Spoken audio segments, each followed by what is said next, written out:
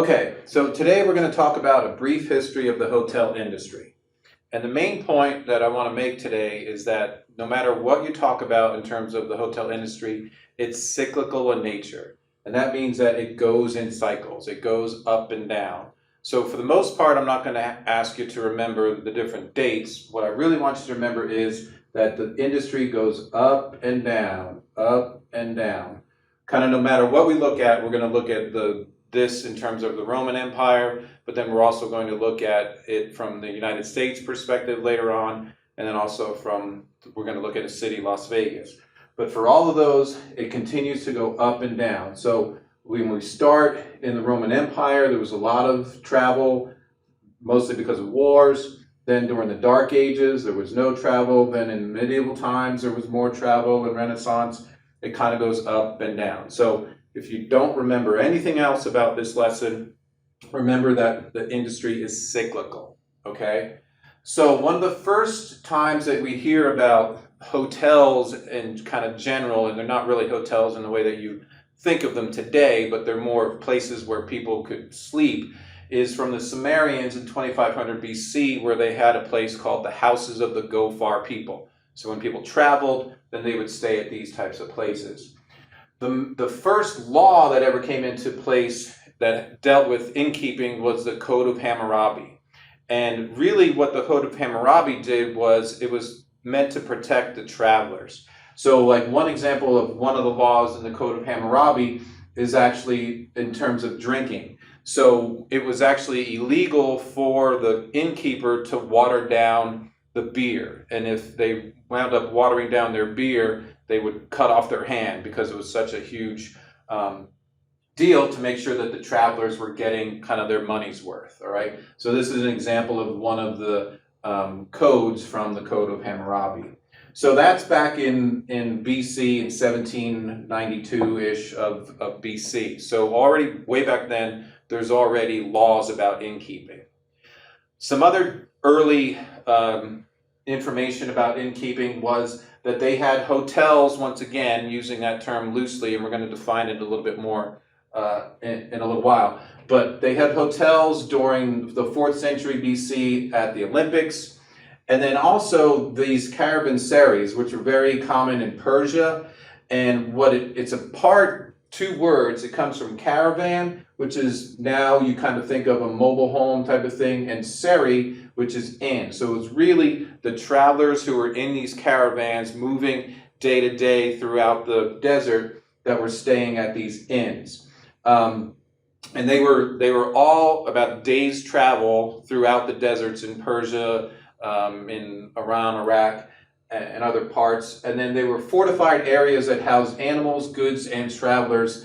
And this is really what we consider a loose term of the first commercial hotels. These were places that the innkeeper, the owner, was trying to make money in order to, make a living.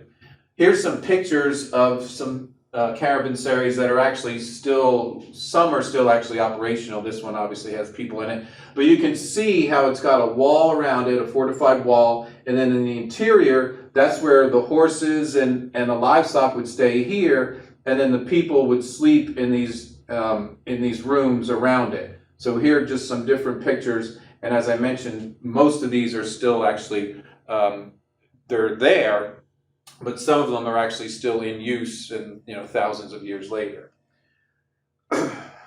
Some other examples of early hotels in the Roman Empire specifically is the reason that there was a lot of travel during the Roman Empire was because there was a lot of religious and military travel. People moved around for military reasons, or they moved around for pilgrims and religious reasons.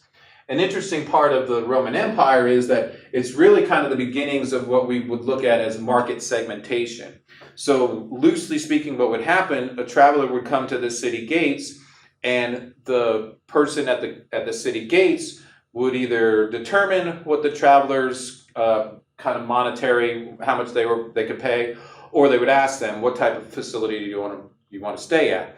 There were several categories, but the two that were kind of from one end to the other is mancios, which if you look at it, it kind of looks like the word mansion. So that was the high end. That's where the rich people would stay.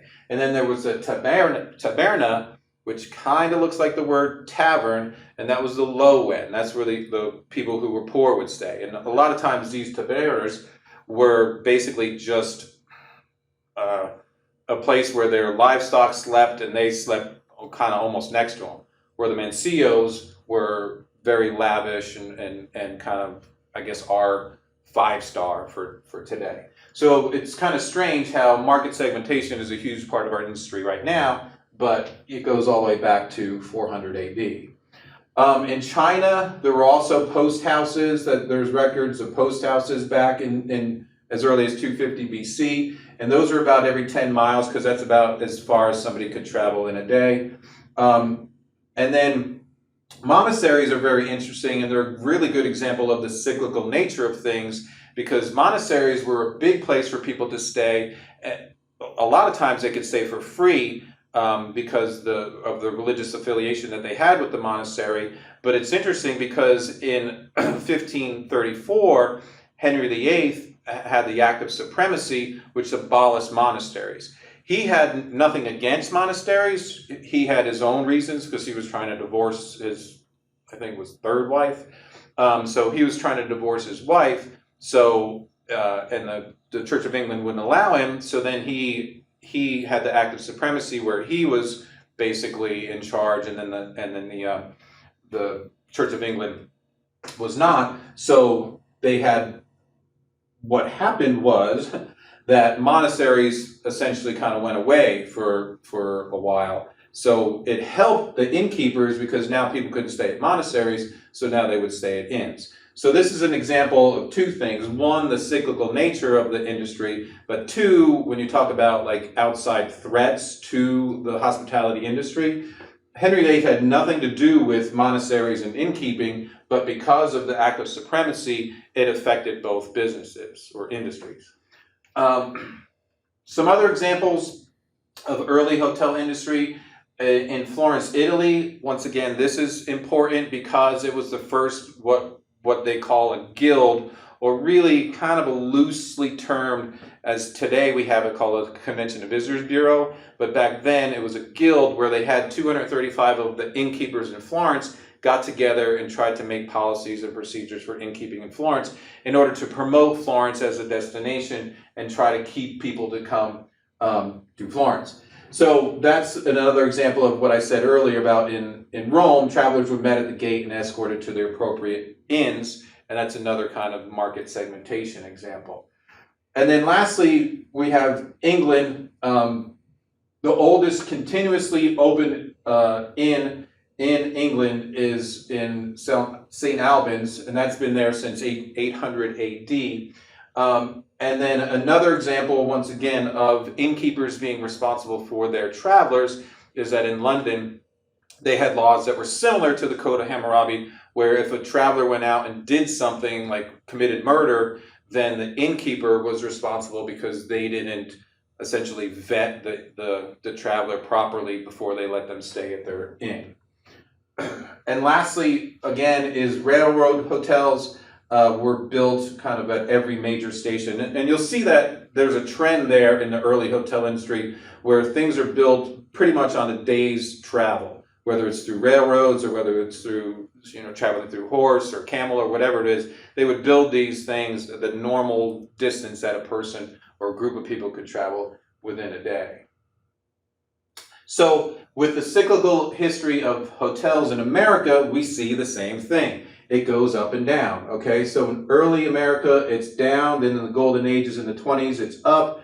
And then in World War II, or the Depression, it's down. Then it comes back up during World War II. And then it comes back down. Then there's a growth period. Then there's a recession. Then there's a recovery. Then there's 9/11. You kind of get the idea, all right? So throughout history, in the United States, throughout history in the world, and as I've mentioned in the next section, we'll talk about Las Vegas, you can see that the industry just goes up and down, up and down. And then today, once we get into the industry pieces for today, you'll see that after 9/11, it came back up again. And then in 2008 and 9, it dropped again. And now in 16, it's back up again. So it's always kind of this cyclical up and down. So we'll talk about these different centuries during the next section.